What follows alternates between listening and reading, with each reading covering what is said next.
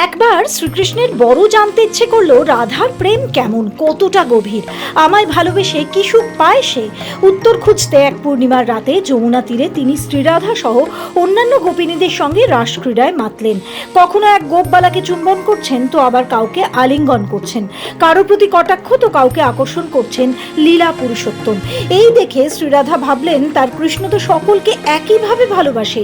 অভিমানে রাস ছেড়ে চলে গেলেন রাধা। রাধাহীন রাস থেকে বেরিয়ে এলেন শ্রীকৃষ্ণ।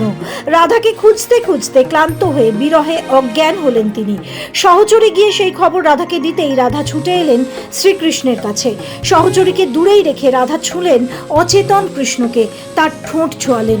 সঞ্জীবনী সুধাতে যেমন রোগী সেরে ওঠে, তেমনই রায়কিশোরীর শরীরের সুগন্ধ, স্পর্শ, চুম্বন আর আলিঙ্গনে মিটে গেল সমস্ত বিরহ জ্বালা।